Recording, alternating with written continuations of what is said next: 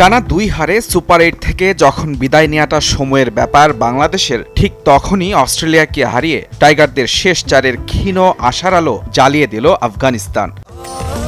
স্বাস্থ্যকর all time family cake, সব সময় অল টাইম হেলদি লাইফ। তবে সেজন্য রীতিমতো অসাধ্য সাধন করতে হবে নাজমুল শান্তর দলকে। শেষ ম্যাচে আফগানদের হারাতে হবে অন্তত 31 রানের ব্যবধানে, পাশাপাশি অস্ট্রেলিয়াকে ভারতের কাছে হারতে হবে অন্তত 55 রানের ব্যবধানে। তাহলেই কেবল নেট রান রেটের জটিল সমীকরণ পেরিয়ে ভারতের সঙ্গী হয়ে গ্রুপ 1 থেকে শেষ চারে যাবে টাইগাররা।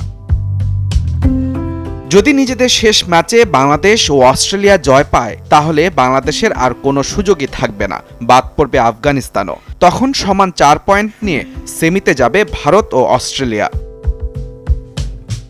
আর ভারত ও আফগানিস্তান যদি নিজেদের শেষ ম্যাচে জয়ী হয়, তাহলে বিদায় নেবে অস্ট্রেলিয়া ও বাংলাদেশ। সমান 4 পয়েন্ট নিয়ে কোনো সমীকরণ ছাড়াই তখন ভারত 6 পয়েন্ট ও আফগানিস্তান 4 পয়েন্ট নিয়ে যাবে শেষ চারে।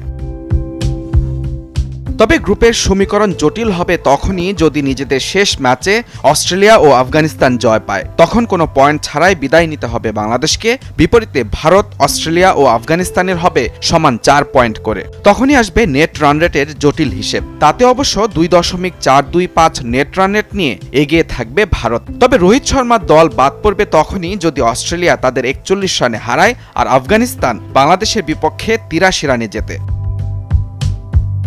আর ভারত যদি 41 রানের কম ব্যবধানে হারে, সেক্ষেত্রে শেষ চারে যাওয়ার লড়াই হবে অস্ট্রেলিয়া ও আফগানিস্তানের মধ্যে। তখন অস্ট্রেলিয়া যদি 1 রানে জেতে, আফগানদের জিততে হবে কমপক্ষে 36 রানের ব্যবধানে। আর অস্ট্রেলিয়া যদি শেষ বলে ম্যাচ জেতে, সেক্ষেত্রে প্রথম ইনিংসে বাংলাদেশ যদি 160 রান করে, তখন আফগানিস্তানকে জিততে হবে 15 ওভার 4 বলের মধ্যে।